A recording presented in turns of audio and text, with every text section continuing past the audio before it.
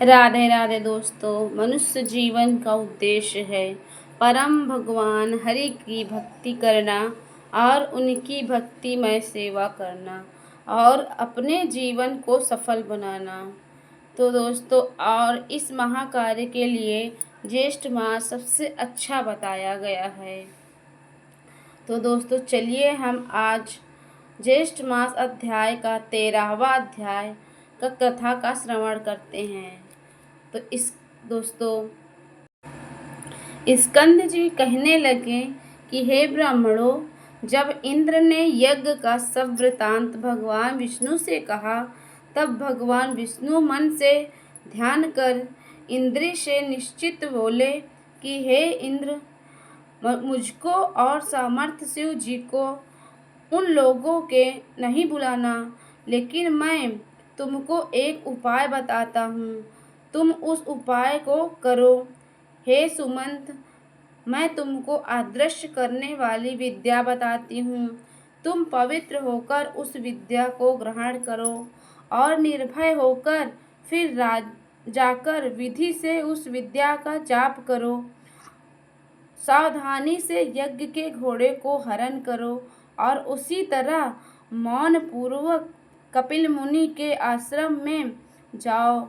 यह देखकर यज्ञ के घोड़े को रखकर स्वर्ग में जाकर पूर्ववश अपना काम करो, अन्यथा यज्ञ के बल से बलवान्वित होकर सबको मारेगा।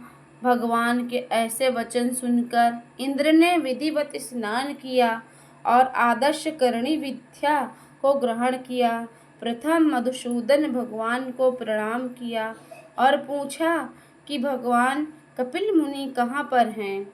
तब श्री विष्णु भगवान कहने लगे कि कलिंग देश से पूर्व की तरफ पृथ्वी के अंदर गुफा में कपिल ऋषि ने पाताल के समान भूग्रह बना रखा है। उसी भूग्रह में ध्यान अवस्था में कपिल मुनि रहते हैं। विष्णु भगवान के वचन सुनकर इंद्र यज्ञ के घोड़े के पास गए और भगवान विष्णु के उपदिष्ट विद्या को ऋषि देवता के सहित जप करते हुए यज्ञ के घोड़े को ले जाकर शीघ्र चले गए, परंतु यह वार्ता किसी को कुछ मालूम न हो सकी। एकांत में ध्यान में मग्न कपिल मुनि को देखकर इंद्र ने विधि पूर्वक प्रणाम किया और यज्ञ के घोड़े को वहां पर बांधकर इंद्र अपने स्वर्गलोक को चले गए। परंतु मन में फिर भी शंका बनी रही। इधर यज्ञ के घोड़े को हरण हो जाने पर उसके रक्षक एक साथ अज्ञान से मोहित होकर सब ने राजा से आकर कहा कि राजा, यज्ञ का घोड़ा कहाँ गया और कौन हर कर ले गया, हम नहीं जानते। रक्षकों के वचन सुनकर सगर पुत्र यज्ञ के घोड़े की खोज में चारों दिशाओं को गए। समस्त पृथ्वी तल के भागों को देखकर देवलोक देखने के लिए स्वर्ग को गए। इसके पश्चात नक्षत्र लोक गए, फिर इंद्रपुरी गए। संदेह में पड़कर व्याकुल सगर पुत्र इंद्र के प्रत्येक ग्रह में और दूसरों के ग्रह तथा नगरों में अटारी वन उपवन समस्त शाला ब्रह्मलोक